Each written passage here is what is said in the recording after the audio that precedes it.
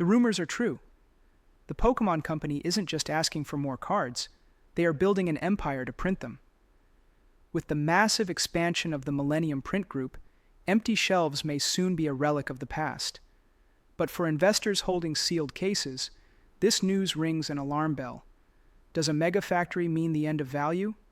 Panic is easy, but smart money looks deeper. Let's dive into what this manufacturing revolution really means for your portfolio. The core of this story is the Millennium Print Group. While the Pokémon Company acquired this printing powerhouse back in 2022, the recent news of a massive 1.2 million square foot manufacturing campus in North Carolina changes the game entirely. This isn't just a renovation, it is a declaration of independence from supply chain bottlenecks. By vertically integrating their production, Pokémon is aiming to flood the market to meet a demand that has arguably been unmet since the 2020 boom. Naturally, the words increased production send shivers down the spines of modern collectors. The stonks only go up mentality relies heavily on the perception of scarcity. If you can walk into any big box retailer and find shelves stacked to the ceiling with the latest set, does that box still hold investment potential? The fear is that we are entering a junk wax 2.0 era where mass production obliterates the secondary market value of modern releases. However, you shouldn't dump your positions just yet. More product means less artificial scarcity, driving down prices for modern cards that were inflated by speculators. This helps the market find a more stable equilibrium, benefiting genuine collectors who want to buy at fair prices. When the market isn't being manipulated by buyout groups, the organic growth of a set becomes a much healthier, more predictable metric for long-term tracking.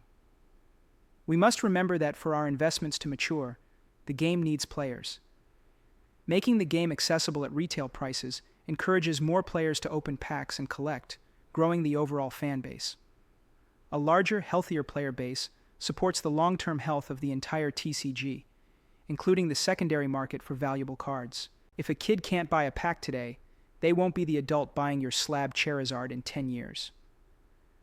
For collectors who buy to hold sealed product or valuable singles, increased supply doesn't necessarily mean lost value. It means the market is maturing, and eventually, investors will shift focus to the truly rare, hard-to-find items, leaving the bulk to the masses. The standard set box might appreciate slower, but this pushes the savvy investor to identify unique assets, promos, limited runs, and error cards that machines can't simply replicate by the millions. It is also vital to note that past performance isn't always indicative of future results. There have been rises and falls in TCG history, but the overall TCG market now isn't exactly comparable to the past, since there are new factors like hyperinflation and economic macro events. Comparing 2026 to 1999, or even 2021, is a fallacy. The global liquidity and collector mindset have shifted, and a higher supply baseline might just be the new normal required to combat inflation-driven pricing. If you are holding vintage-era slabs, you can breathe easy. Massive reprints primarily affect modern sets.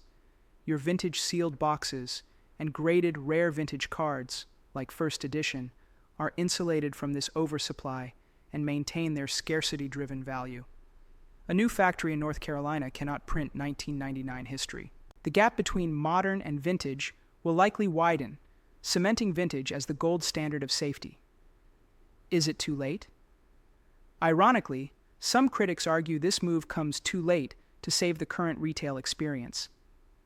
With construction and retrofitting of such a massive facility expected to drag into 2027, the shortages we are feeling right now in 2026 might persist for another year. This creates a strange paradox. We are facing a supply drought today while fearing a supply flood tomorrow. This lag time gives astute investors a window to adjust their strategies before the printing presses hit maximum velocity. The bottom line: the move to mega printing is about meeting demand and fixing the retail experience, not destroying the collector market. It makes collecting accessible and less frustrating, while preserving the scarcity that makes truly rare cards valuable. The factory isn't the enemy. It's the engine that keeps the ecosystem alive long enough for your investments to matter. Follow us at TC Journal for more.